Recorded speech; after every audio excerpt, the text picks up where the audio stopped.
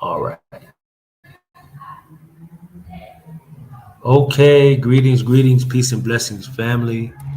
We are the Mohammeds, the residential tourist, and as we like to wait to a certain number. Let me take this off of the screen.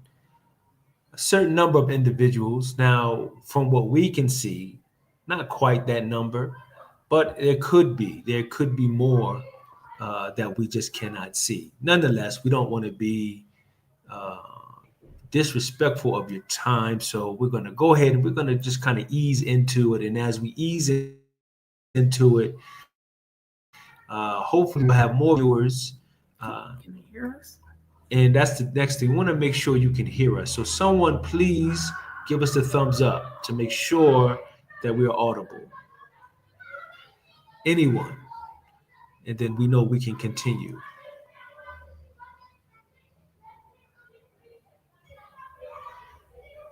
Okay. Just a thumbs up or thumbs down, whichever. Can y'all hear? All right, thumbs up. Thumbs up. Thank you. Thank you. Thank you very much for that confirmation. And once again, we're the Mohammeds, the residential tourists, and we are living in the after 85. What is it? 85 to Africa. I was going to say 85 from Africa since we are in Africa, but 85 to Africa. Living in the after still, ups and downs, peaks and valleys, all of that good stuff. So we want to give some acknowledgments, right? That's what we want to do first. Let's see who we have with us. Um, okay, doing me 66. Where's doing me from? That seemed like a new name. It does seem like a new, or maybe not, but new. Seeing it visibly.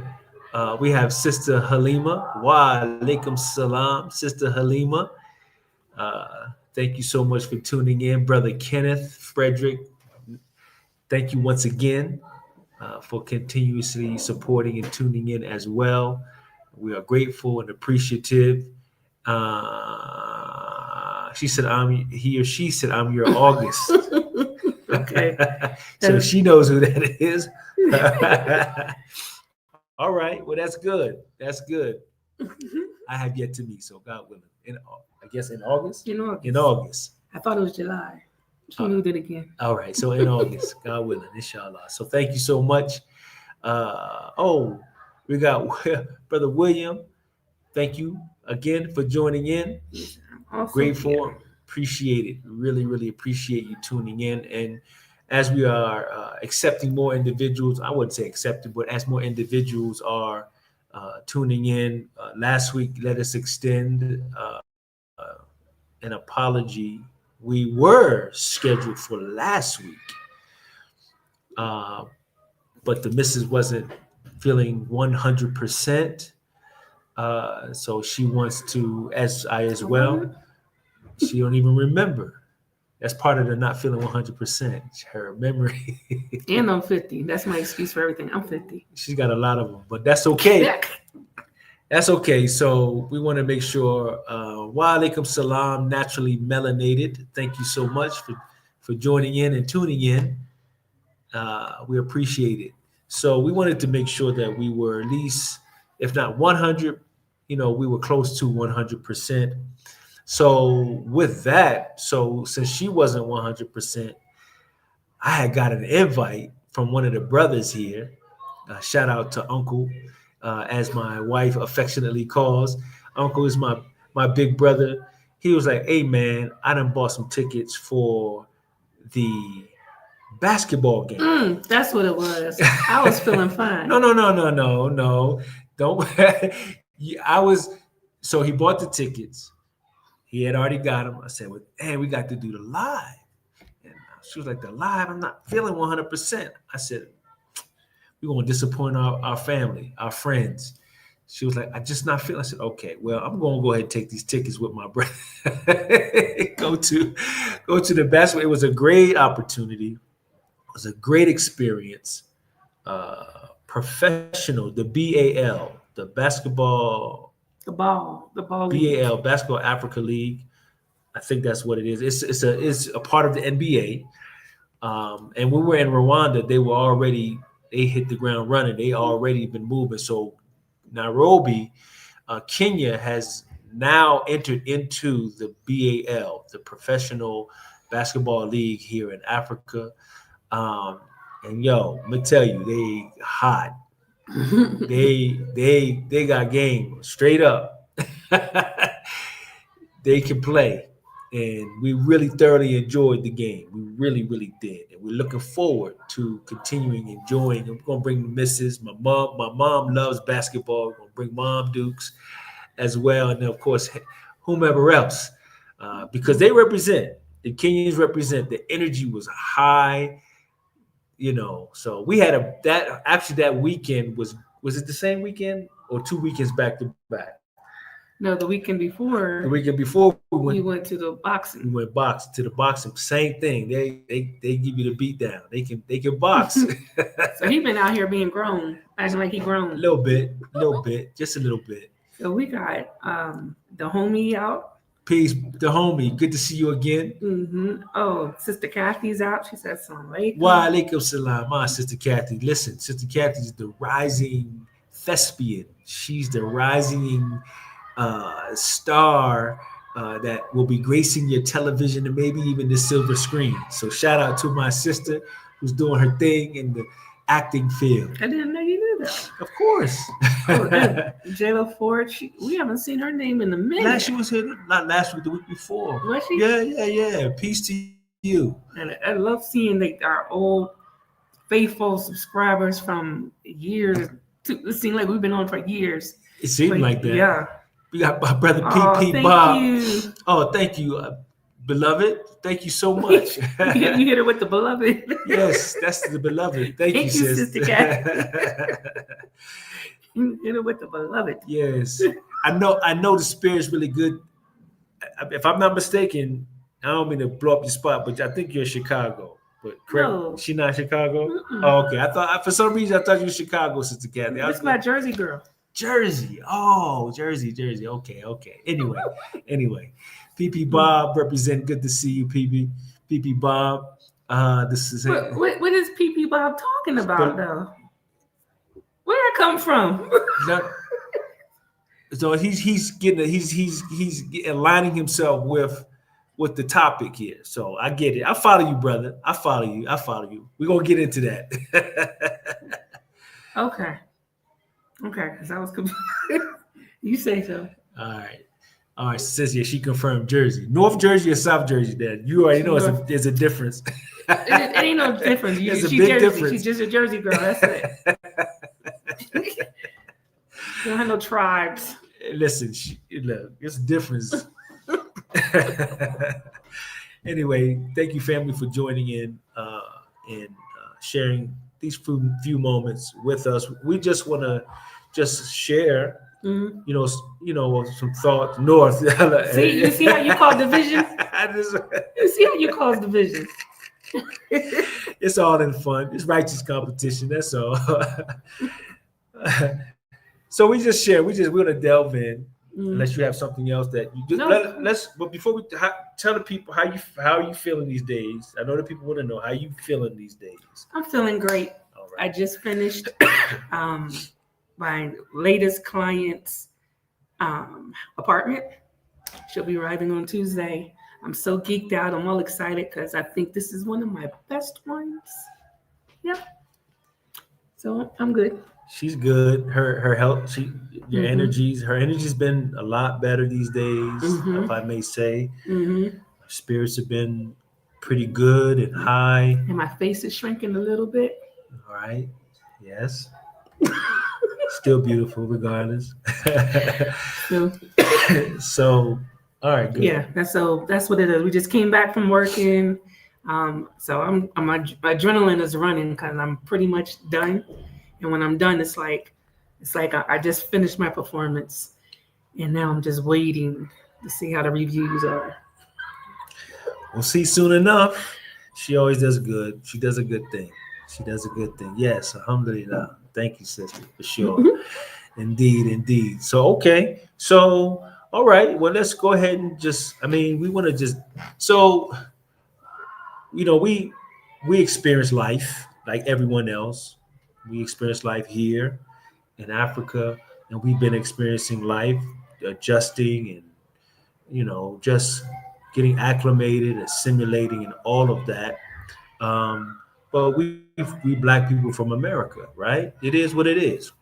So many of us we have our reasons. We are motivated um, or compelled, whatever, of relocating, or making that decision to relocate to the continent. I think I may be safe in saying that whatever those varying differences may be, somewhere in there, you know, as Black Americans, we have a hope, at least, that we can be received and identified as one of their own, meaning whatever country here on the continent, sub-Sahara, on the continent, right? So I've spoke on it. For me, I wrestled with that. I wrestled with that, and still continue to kind of wrestle with it because I'm not 100% certain. And these are some of the things that we present to one another and our perspectives from our experience collectively and individually. I don't know if I'm still struggling with that, and I still don't know if, as I can speak to it ancestrally, but I don't know if I can speak to it present day, current time, that I can confidently say we as a people from America, Black people from America, have truly a place where we can say we belong. Now, I'm gonna qualify that later on, but How can I block that one? well, I mean, no, these are people's opinions, I mean, But this. you're not going to No, disrespect. no, no, no. We'll address that, because that's false. You know, yeah, that's false. But we'll revisit that. We'll revisit that comment. We'll speak to that for sure. They're gonna eat you up, by the way. Yeah. They see that they're gonna We eat gonna, Kiki you Bob, go ahead and get him. up. So, Because I know it's a male saying something crazy like that. so anyway, we'll continue and we'll round it out and we'll continue to position ourselves as to what our perspective is. But I want to hear from you to see what has been your take on that sense of belonging I think as a, I guess, individual and just collectively. But speak your piece. so. I think a lot of us come over with because I was one. I know I was one. Come over with the mindset that we belong here. This is our this is our country. This is our continent. This is where we belong. Okay. And the things that is required for us to prove that we belong is heartbreaking. Mm. It's heartbreaking. Okay. Go ahead. And it's constantly comes with these challenges where if you're not of a certain age in Africa, Mm. and that comes with a lot of heartbreak Mhm. because now you're like, unless you have a large sum of money, and I'm talking about six figures Mhm. to invest in the country, and you're not of a certain age where you can pretty much show that you can be retired here and live comfortably here, you cannot say, listen, this is my country too, and I should be allowed to live on the continent just like anybody else. And you can't. Right. And you can't. So it's always a challenge where, okay, even like for Kenya, you have to be retired pretty much. And you have to make, in your retirement, you have issues where people aren't even qualified in their retirement because they don't make enough money. But they make enough to live comfortably on the continent. But if you don't, and for Kenya, I think it's like 2,000 a month. If you're not bringing in 2,000 a month, you're stuck because you can't be here comfortably unless you're, I don't know, working online and you can prove that even online you're making 2,000 a month. You can't be here. And so many other countries, in particular, West Africa has made it a little bit easier. Some of like Sierra Leone, they like, you just show us a DNA test, African ancestry, and you're showing a small percentage of your lineage is Sierra Leone, you can get citizenship with ease.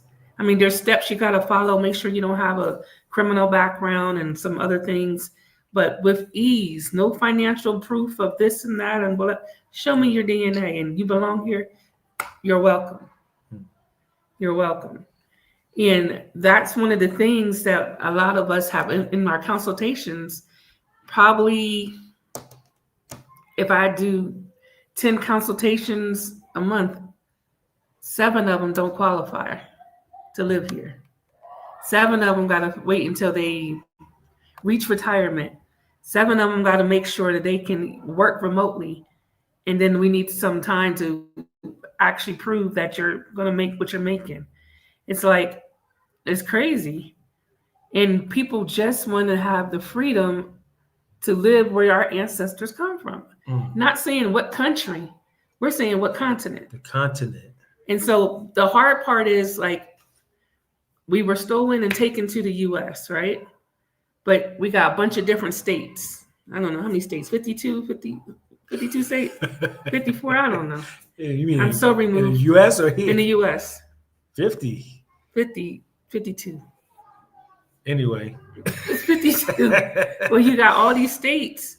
We don't have to take DNA tests to prove that we're from this state or that state. We can easily, without borders, go from New Jersey to Atlanta in a heartbeat. But here, in some of these places, like I think, let's say Atlanta was the same size as Rwanda. Kenya was the same size as Houston. Like these certain places, it's the same size of what we're used to in the States. Right. And these are whole countries. But here, it just feels like sometimes, and we were talking about it not too long ago, that nobody wants us. Like it feels that's like the thing. We don't belong anywhere. That's the part. I mean, even if or when gaining the level of citizenship. And so I'm gonna have to address this individual because let me say, what is it? The Rock 02 whatever. Let me just say this. It's fine to have an opinion and to comment, okay? But we're not gonna be disrespectful. We have to show intelligence. And this is interesting because this is one of the things that I presented as a short on the channel, which is, what is the value when we begin to speak of being received as a people from America, Black people from America, whether it's Africa, whether it's wherever, Europe, Asia, and even in the West, even in America, what is the value? What value are we presenting and showing that we want to be received, or they want to receive us? But when we present ourselves, and I'm not saying this is us in totality, but there are a select few who present themselves in a very ignorant fashion and who cause a division, who are focused on delineation. I use that word, right? Since my brother here, delineation, and not finding the common ground, right? Regardless if you feel as though you have a connection to a particular geographical location or people, right? You still should want to present yourself in the best of manner. You still want to be, respectful and show a sense of self-worth and a sense of value that you have in integrity, dignity for yourself, right? So there's a lot of this back and forth between, we don't belong in Africa, or we not Africans. Okay, that's absolutely fine to feel and think and believe that. That's perfectly fine. But we don't have to be disrespectful. We don't have to be condescending. We don't have to be degrading, right? Because it's not necessary. It's not necessary. I don't believe that it's necessary.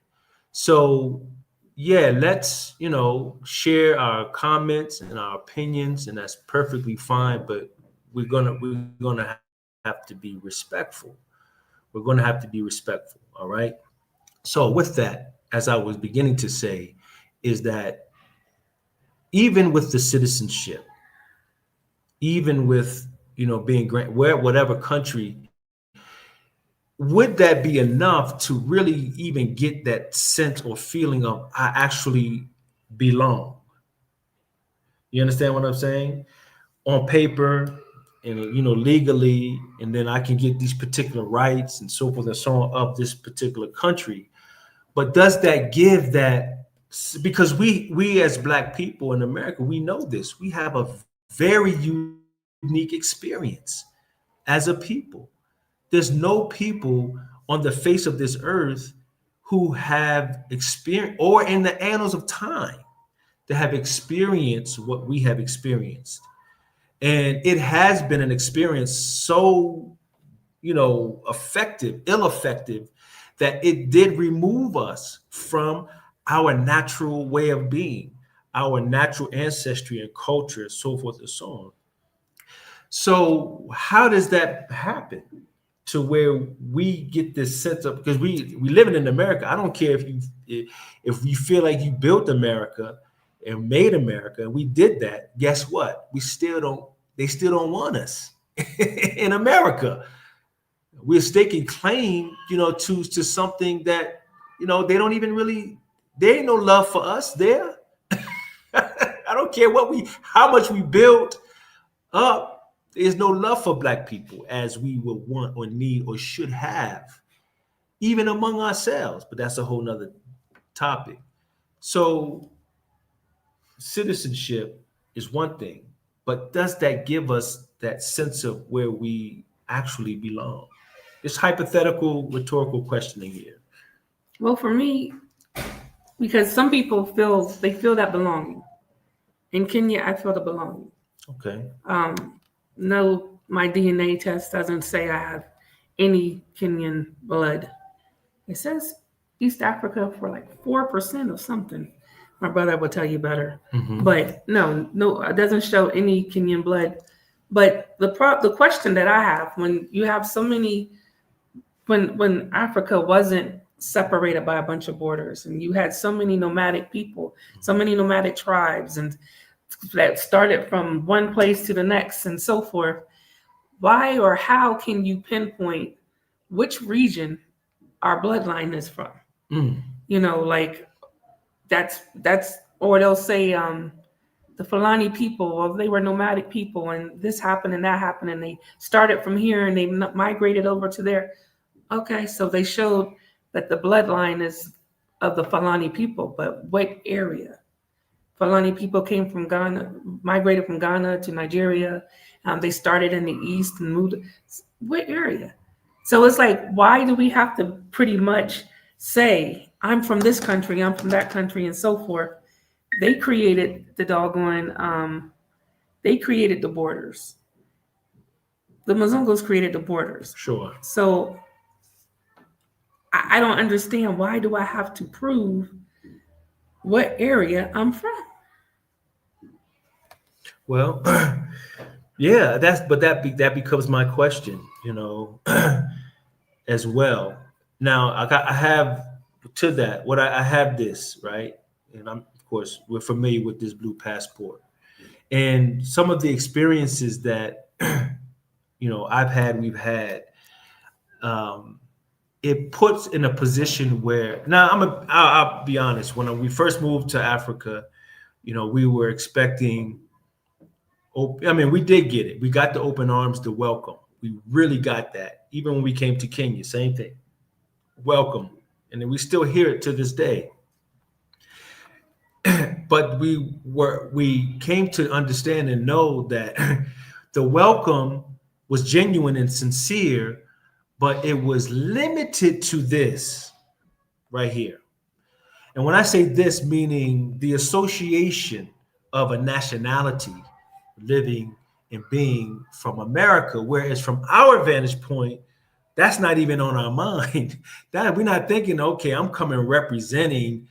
No, I'm coming representing a Black person ancestrally tied to you or to somewhere, to some on this continent. And that was what we were, I can't speak for everybody, but that's what we were hoping for in reciprocity. And on the surface, that's what it was. But then as time went on, we come to realize, no. And very, very long and short of an experience of an individual living in Rwanda, no matter how much one identify, well, he doesn't really know the experience of Black people, unique and different, even living in America, he doesn't know. So I had opportunity to have a long sit down conversation, in-depth discussion about, he's a very intelligent individual, but he refused to not see me in the light that he saw me in prior to getting this knowledge. I was continuously, at first I was Mzungu, right? Nah, bro, I'm not Mzungu, meaning white man. Then he was like, Black Mzungu. No, it's the same. You got to take that totally out of the conversation or the referral or the reference. I'm not that. I'm none of that. And so it was an eye opener and began to see and to show that some don't know, some come to know, but refuse to accept the fact that I'm going to put you right here in this category. I'm not going to remove you from that. And that becomes a struggle, and that had become a struggle. And it keeps me in that position like, dang, like, when will we be made to be seen as to who and what we are, who we are? And it's an ongoing, don't want to beat a dead horse, but it's an ongoing challenge and struggle for me. And a lot of it I'm seeing has to do with, now let me turn the tables around here. How are we presenting ourselves? What value are we bringing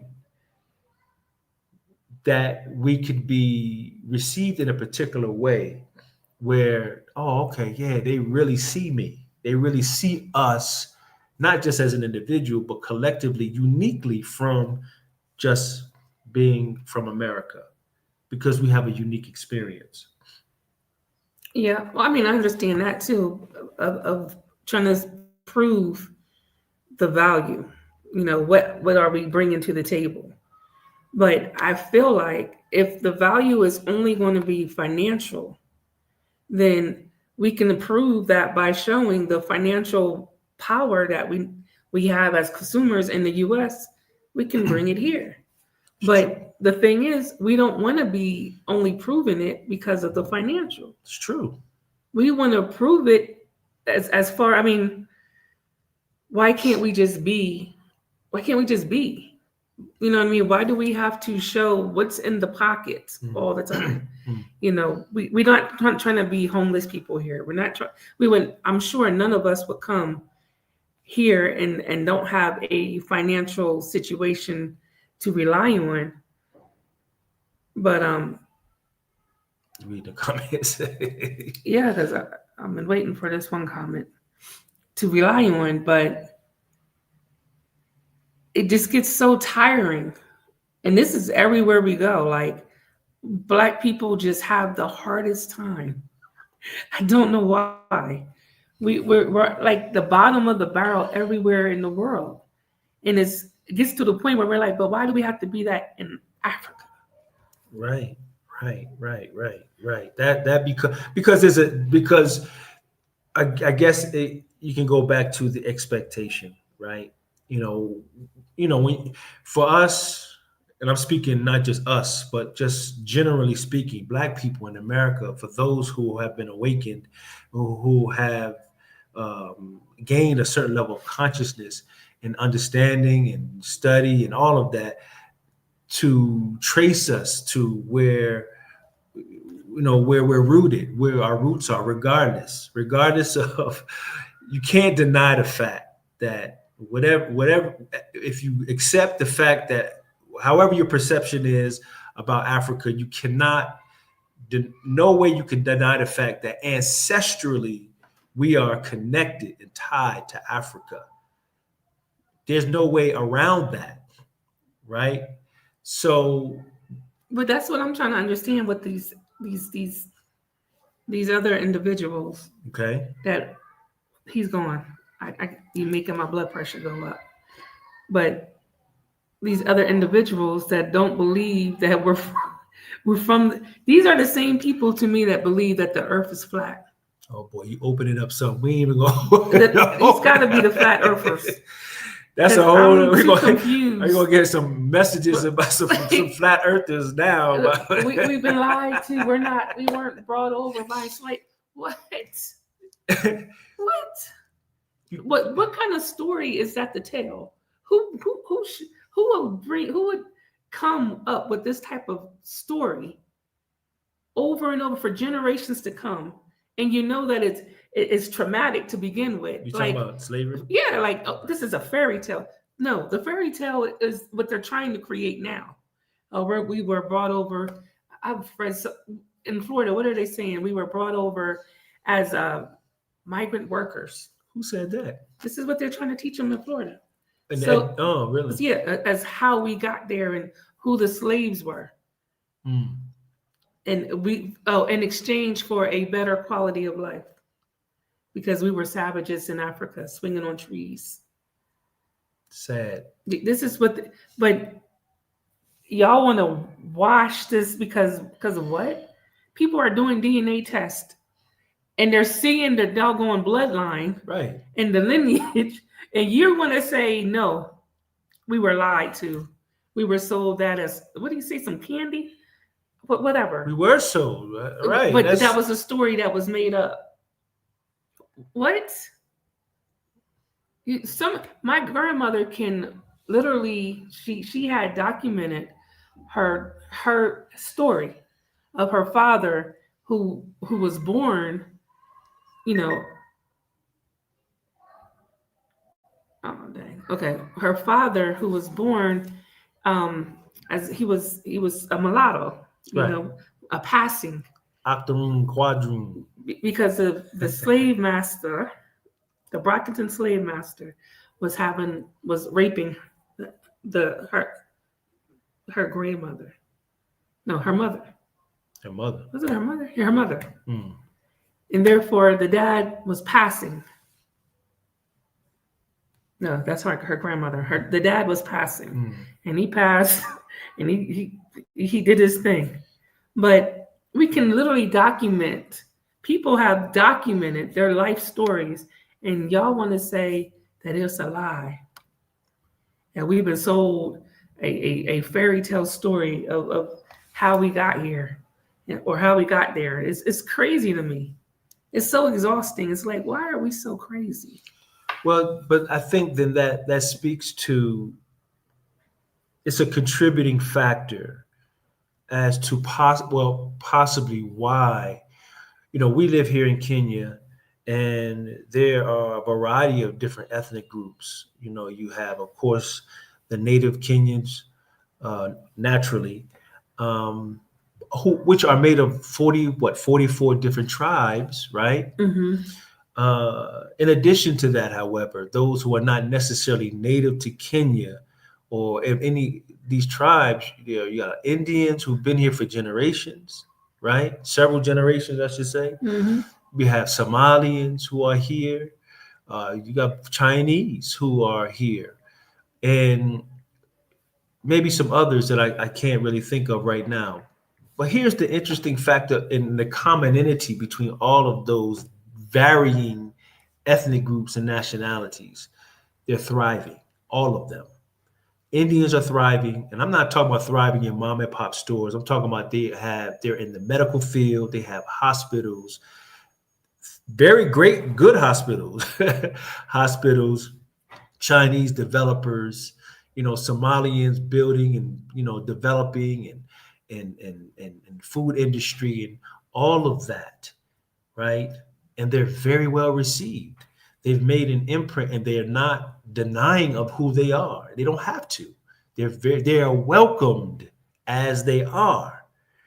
And here we are. We're coming, because we want, we can only speak for ourselves. We want a unique, different living experience. We want to be able to explore and expand, right? But collectively as a people, there's no way for me to detach from who I am as a Black person from America. I'm not trying to be African, okay? I can't be what I already am, innate in me, ancestrally rooted in me. And let me be clear, when I say African, I'm not talking about colonial Africa. I'm talking about pre-colonial Africa, when the continent was not even named Africa. It wasn't called Africa, right? We're just using it for the sake of time and convenience, right? We understand and we know that this continent, Africa, is not the original name. We understand that. We know the influence, the European influence in name and in deed. We know it was carved up. We understand all of that. So we are reaching beyond we're reaching beyond the colonial period and the effects thereof. Because before there was a European, when he was sitting in the dark ages in the caves and hillsides of Europe, we were a thriving civilization. We civilized, when I say we, I mean those of us of the originating in this part of the world, we were thriving. We understand that. So make no mistake about it. When I say Africa being in us, this is what I'm reaching for, what I'm referring to, right? So my thought becomes, now, it was done. It was done, right? So if it was done before, it can be done again. And this is, I guess, where, for me, in this connectivity, I guess, wanting to have that type of sense of belonging, not feeling as though, I'm a Black American and this is my African brother, but we are all one and the same. And I may not live to see that. It may not ever happen in my lifetime. I don't know. But this is an issue. And this is something,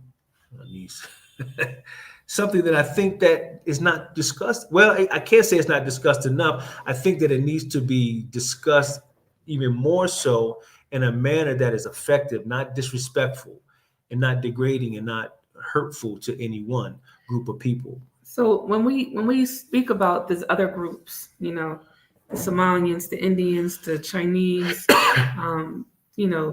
all those different groups of people that are here, let's just say here in Kenya, they are able to just be, and it's great.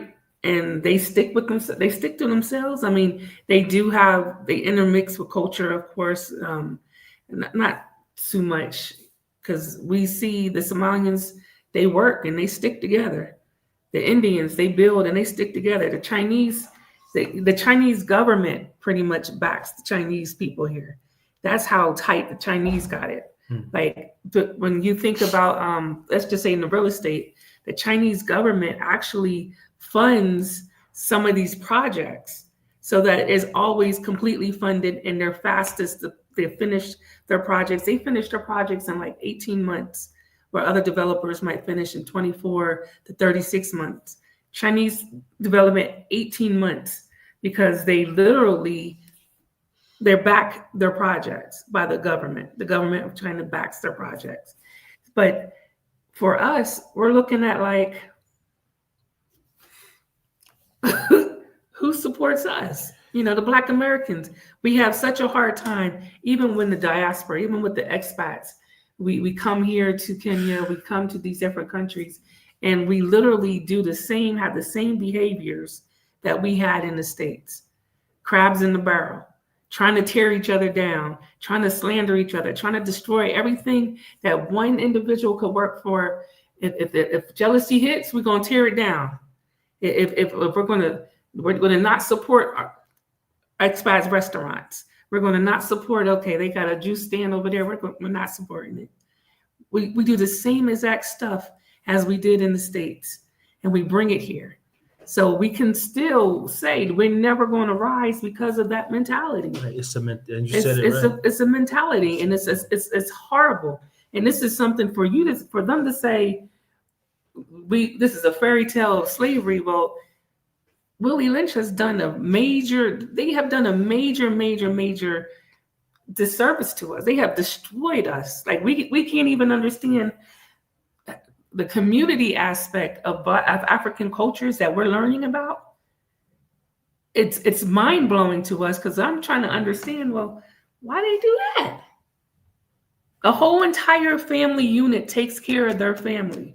I'm talking about in the grown ages. Right. They grown, and I'm confused because we're taught kick them out, get them out, kick them out, get them out. They don't do that here. They don't do that. Age doesn't even matter. If that child is not married, male or female, they in their house with their parents. And it's respectful. It's respectful, a family. Let me add to that, if I may, because we just did a recording, and we'll hopefully this week coming, we'll have it posted. And this will become like a series, hopefully, where we're going to, begin to focus a lot more on the cultural aspects of Kenya, which I've come to learning in my second wind, is that really, truthfully, is both the beauty and the luxury. Not all the skyscrapers are good, they're beautiful. All of the familiar things that we are familiar with when we lived in America are wonderful, right? They're good. It shows, contrary to what people are saying, there is no primitiveness, savagery, or anything like that here. They're advanced and they're progressive. Nairobi is a cosmopolitan city, right? And that's wonderful, okay? But getting now to the core of Kenya and the Wakenya, the people, the culture, which I'm coming to appreciate even greater and more as I lend myself to want to learn more of their culture, and how and why they do what they do. And it's allowing me to be able to build a greater connectivity with them. In addition, though, which is to my point, I'm coming to the realization of something that we presented as Black Americans in America, in theory and sometimes practice, something that they do and have been doing since the beginning of time. We're familiar with Kwanzaa, right?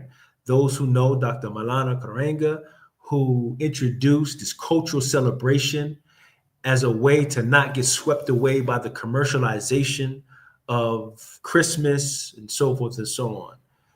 So he tied a cultural connection to it.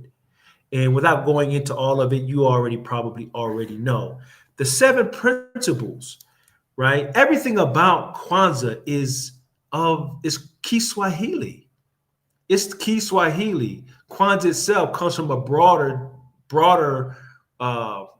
phrase that means first fruits, right?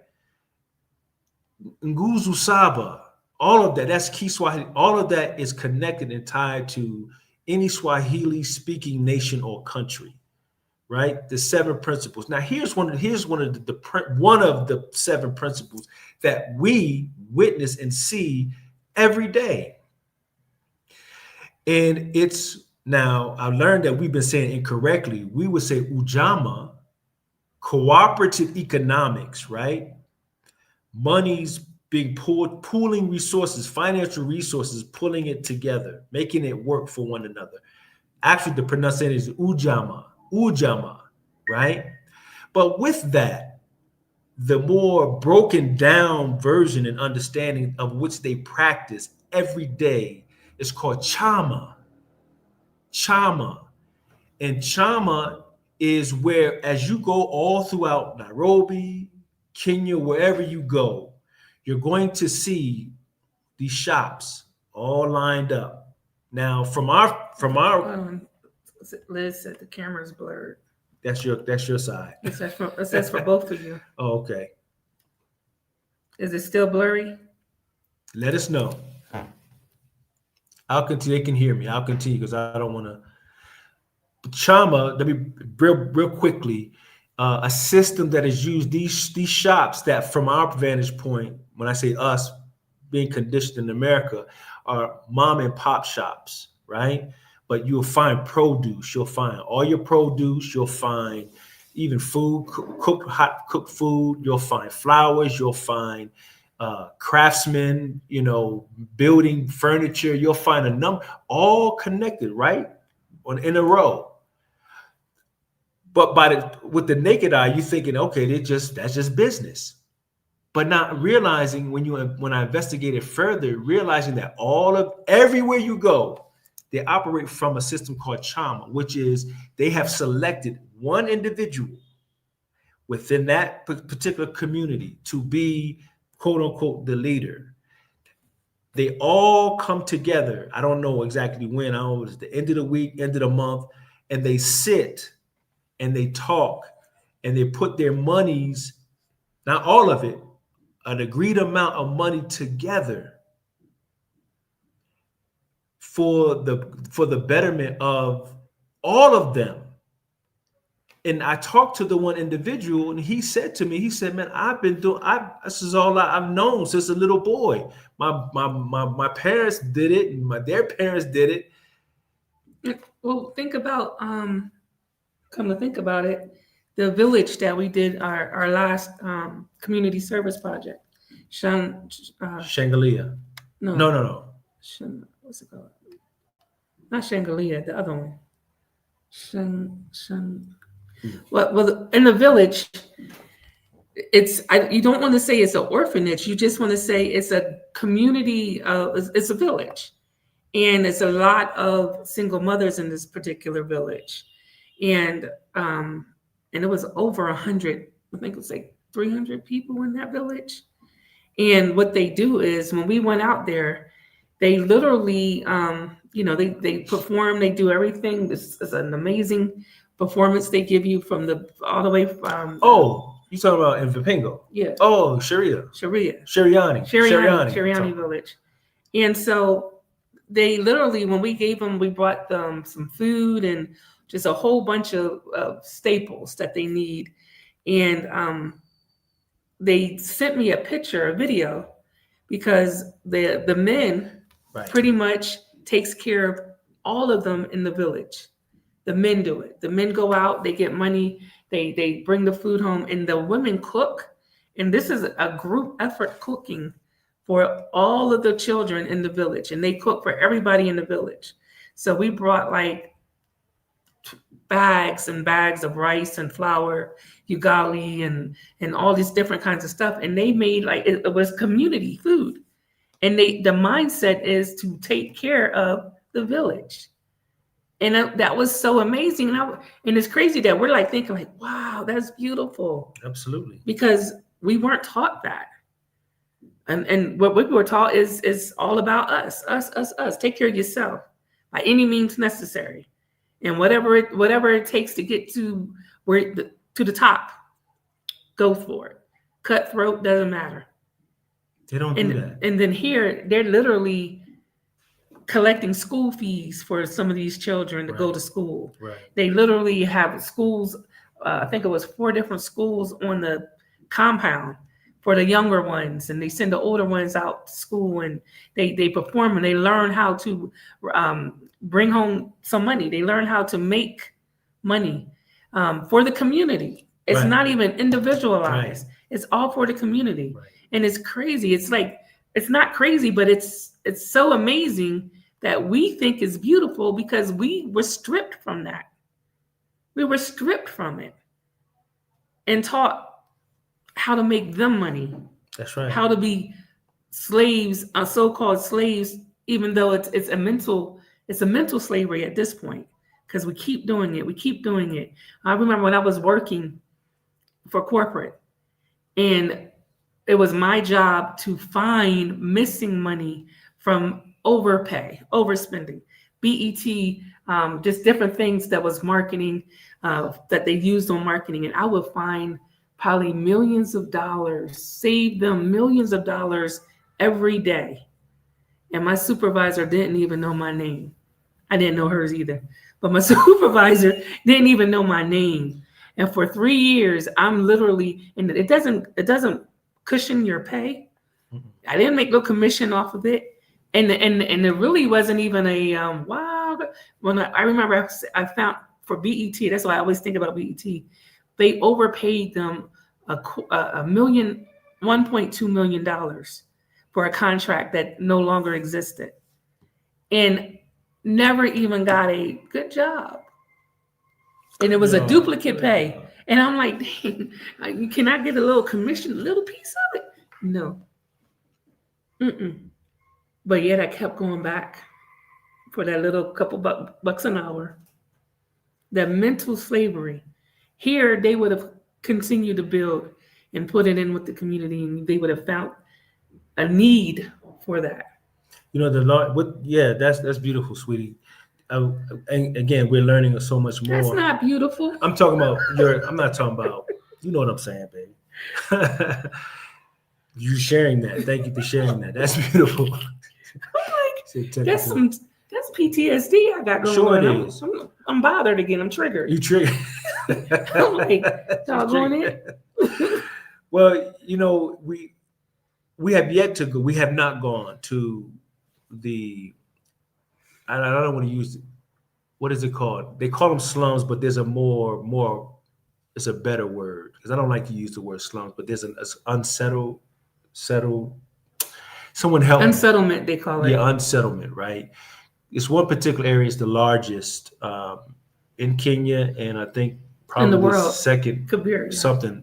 It's a large. Anyway, we're told this, and my Kenya family can share or confirm or deny, but we were shared with us. We were told that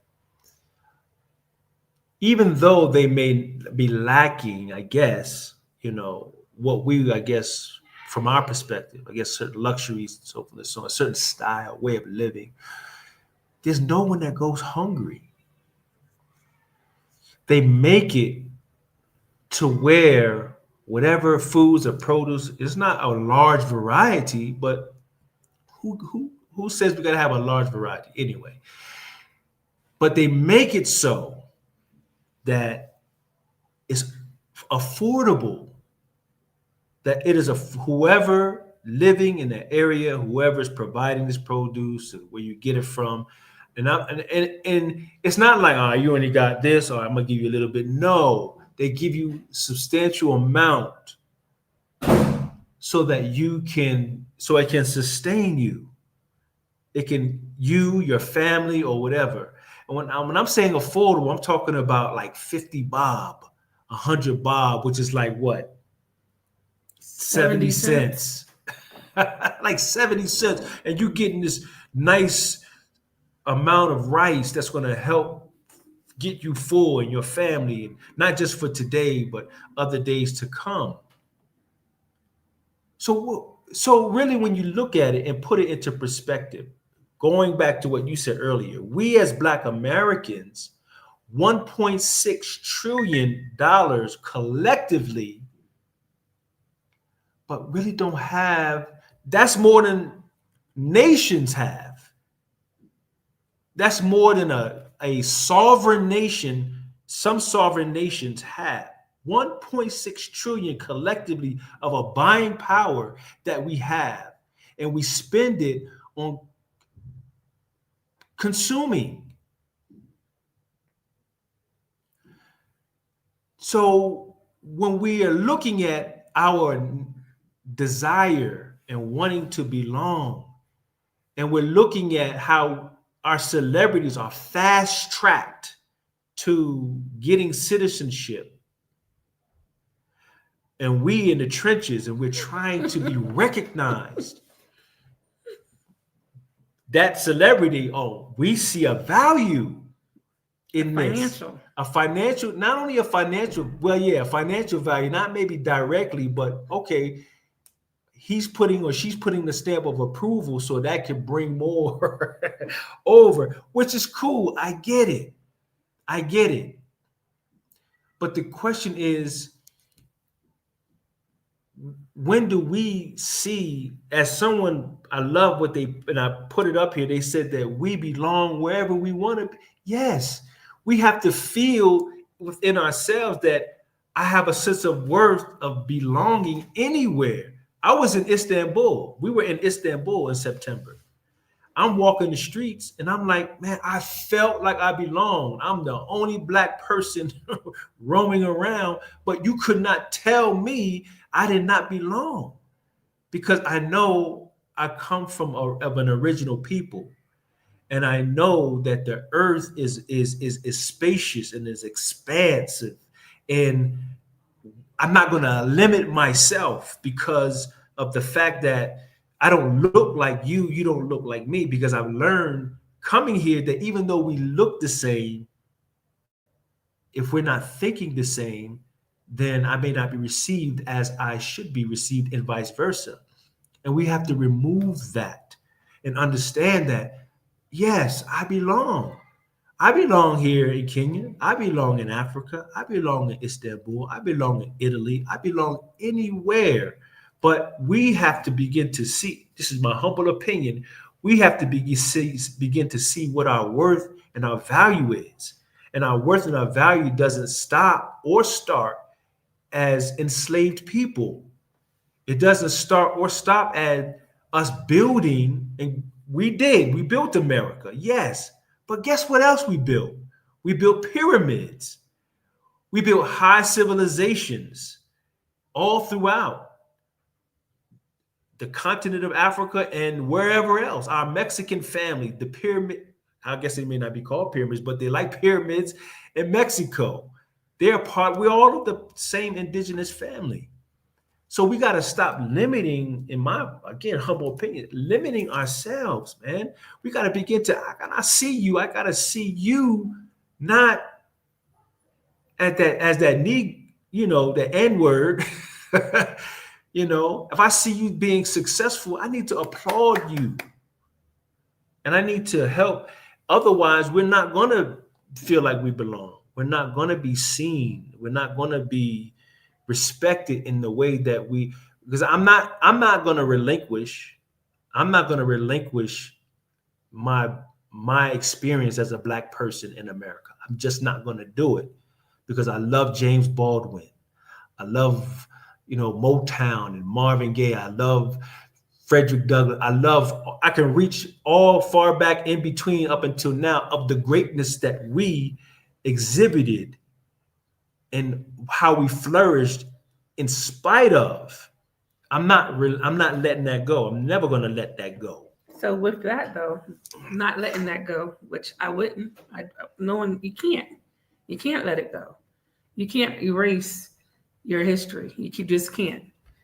But can you make yourself feel like you belong and carry that with you? Just like the Somalians do, the Indians do, and the Chinese do. Like, we belong anywhere we want to put our feet. Anywhere the God allows us to be, He permitted it. That's us. That's where we are. So for me, if I want to live in Africa, I belong here. And not just because my DNA says it, but because we are the original people. We can live anywhere we want in the world and belong and claim it. I agree with you on that. But you have to mentally believe it. And you have to be all right with it. Like, if you're comfortable and this is where you are, even if it was in the States and you just got a brand new house, but you on the street with a bunch of Mzungos. Will you feel comfortable like this is your house? Or will you allow them to chase you out off the street, even though you done brought this house? Like, once you say, this is where I'm at, this is me, this is what I want, you're going to fight for that. Sure, absolutely. This is true. You know what I'm saying? So, okay, this is your house. You have to fight for it to belong here. It's sad. I shouldn't have to fight. In my opinion, I shouldn't have to fight. But that's what it is right now. So until we can prove our worth, that's what we have to do. We got to prove our worth. We got to make it known, Africa, that your children is trying to come home. What does home mean? Home don't have to pay to go in the door. You know what I'm saying? Home don't charge you thousands, some of these places, thousands of dollars to come home. And that's not the airline ticket.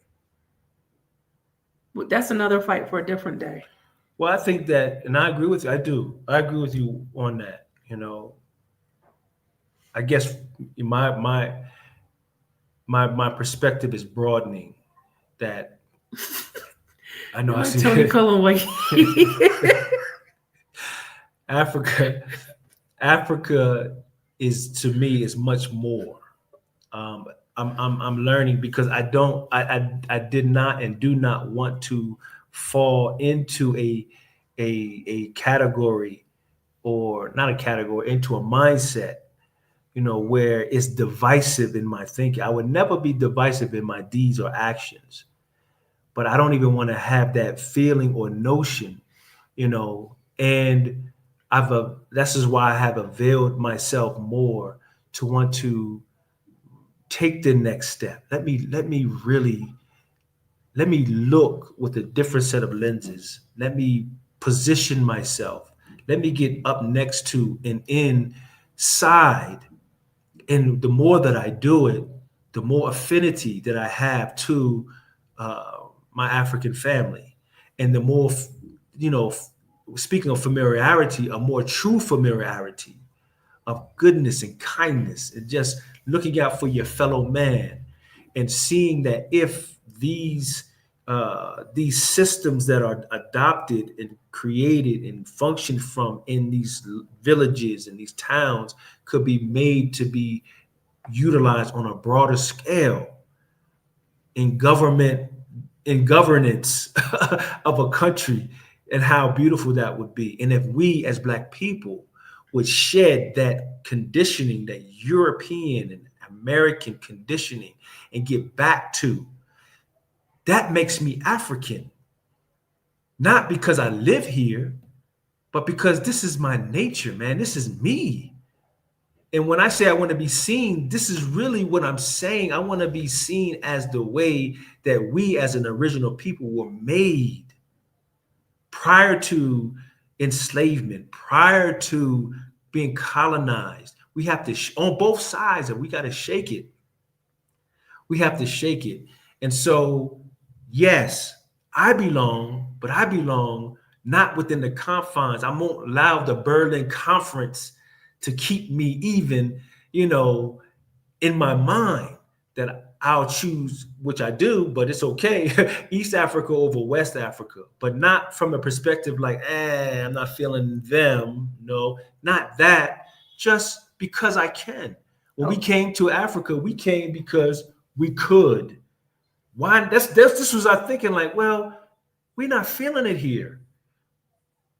I mean, who is stopping us from going to Africa but ourselves?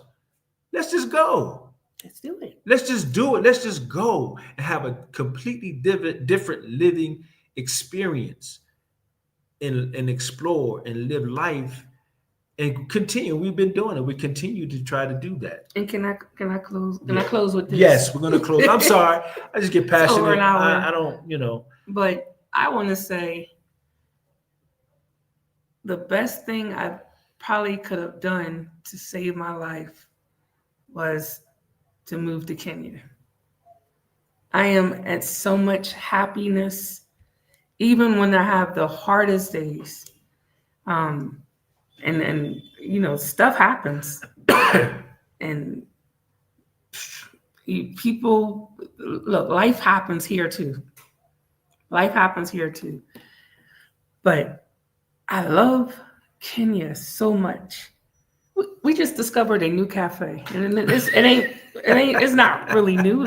They said it's been open like 3 months or something. It's new. It's Yeah, new. this is the best cafe. I love this little restaurant called Coffee Connection. No, Coffee Club. Coffee Club. Listen, shout out to Coffee Club. And everywhere you look, like Kenya is constantly. We've been here 2.5 years now, something like that. And from that time to now, I cannot recognize. You can't recognize this place. It's constant building, constant evolving. It's constantly energy. I mean, why did they have drag racers outside today? On I'm Sunday? not feeling that. And they on the motor, like I'm it's not feeling Miami that. or something. I'm not feeling that. On motorcycles. I'm like, this place is so wild. Yeah, I'm not feeling. I'm so not much feeling energy. that. I'm like, man, I'm like, oh my God. I'm not feeling I'm not feeling the drag racers, especially when they be doing it at 11:30. They used to do it at 11:30 every night. Now, some way they got permission to do it on Sundays. I don't know. But it's loud and it's annoying, but it's so much energy. It's constant energy. It's constant stuff. It's too much. It's so much. I'm not used to living in the city. First of all, I'm a not southern. I am a South Jersey girl. Yeah. Suburbs. I'm a suburb. Jersey, whatever. You see how you do West. Not Bergen County. Division. Not Teaneck, Hackensack. Oh my God. Camden. Don't you dare. Don't you dare. No. I'll claim Philly before that. But listen. There's so much progress, that's the word, in Nairobi. And not just Nairobi, because even when the last time we were in Vipinga, we drove through Mombasa. Mombasa is building. Mombasa is turning into a city, not just a coastal area anymore, or the modern, the Arab architecture. Mombasa is like, don't forget us. I mean, that's good. Everywhere That's in cool. the world, I'm not everywhere in the world. Everywhere in Kenya is building. It's building. That's cool, and that's all fine and good. You know,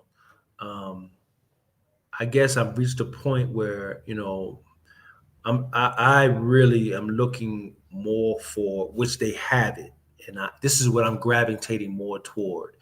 When we go out to the Vipingo areas and Kisumu, and we go outside of the Nairobi, I just feel like that's Kenya to me. That's the Kenya. That's we done switched positions. We have. City Mouse is now here. I'm like Country Mouse is over there. But I'm cool with this. But what I'm saying is that there's an innocence that I feel when we travel out in these areas. There's a purity. I know it's not perfect. You know what I'm saying? There's a luxury that is not the luxuries that we speak of, that we're talking about, these big buildings and all the fancy what else. So there's a luxury that we have been deprived of, having lived in America. And just to be at peace, man. And just to be able Peace is a luxury. It is. And in the quiet, the quiet and seeing the mind, it's definitely a luxury. Community, seeing togetherness, seeing children being able to run free, without danger, without, everyone's eyes are on and watching and concerned. And they may not have the monetary, but what they have and what we experience is way more valuable than that. It's invaluable. You can't put, and this is, man, I hope that we can get to that. And this is when I say coming back to Africa, this is because I've never been here other till now, but that's what I mean. I want to get back to the way of just living a pure, innocent life, man, free from superficialities and pretentiousness and all of those things there. Well, I can truly be your brother. You can be my brother. We can be a family and a unit. We help when you have, I have, and when I don't have, all of that. I had a semblance of it, growing up, but it ain't nowhere near that now. But we never really, truly have that. And from outsider looking into my Wakenya family, man, and whomever, Tanzania, Ghana, wherever, if that's what you have, then you have more than most that have a whole bunch of money. So the sense of that's for me, that's the sense of belonging. That's belonging, and no one can, no government, no amount of money can give you that. I give it to myself. And we have to give it to ourselves. So I belong. You have to choose it. 196,940,000 square miles. Istanbul, Italy, Germany, Japan, China, Somalia, Australia. Because I'm trying to go to all these places. Anyway, family, listen. I'm hungry. She's hungry. Her eyes are probably burning. That's the sign. Most people, his stomach start cramping and they get little, eyes start burning. I think it comes from all of a sudden the nutrients in my eyeballs are gone. So I'm like. So listen, family, thank you so much. We just like to just be real with how we feel. We just shoot from the hip a lot of times, but we come from the heart. And that was poetic. All right.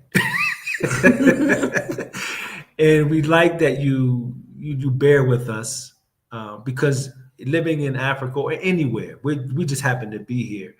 It ain't all peaches and cream. This challenge we living. Life is, lifing all the time. And we want to be able to just present these things and share with you these experiences, these not just outer experience, our mental, emotional, spiritual experience and all of that stuff there. So thank you. Thank you for your comments. Thank you for educating us to some really great information that was presented. We're grateful for that. PP Bob always got all the history facts. I don't think it could be AI. I'll be like, is he working with AI? Because how he be spitting these facts out so fast? He's just swift with it. Swift with it. Thank you. Thank you very much for the support. Just thank you. Tony McKinney, thank you as always. Halima, Miss Afro Gunner, we missed you. Listen. Got a sister from Canada who represent early on. Oh, yeah.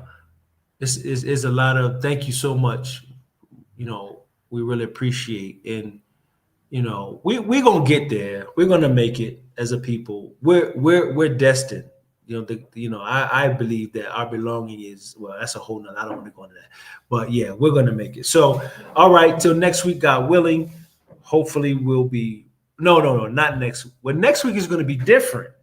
Oh yeah. Almost forgot. Next week is going to be probably not on Sunday, maybe more like Saturday. It's a treat. It's a treat, I think.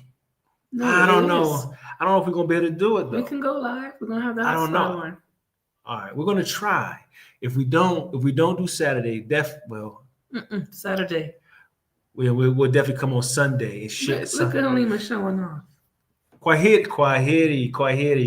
Halima. Tuonane baadaye. So hopefully Saturday next week, we'll share with you where we will be. We're excited about this. Yes. We're excited about this. We really are. I want to say something. We said it already. Yeah. We did say it. So we're going to be a part of a union. Kenyan or Kenyans and Black Americans are coming together in the most festive way. Holy matrimony. Holy matrimony. Man, that's exciting on many levels. So hopefully they said it's cool.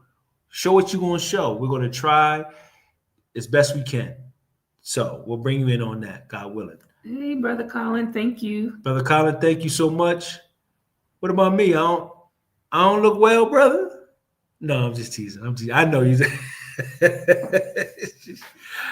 I'm nothing, compared to her. So you said it right. She looks well. She looks well. All right. Well, enjoy the rest of your evening. If you're here in Kenya or on this side of the hemisphere, enjoy the rest of your day. If you're on the other part, and God bless. All right.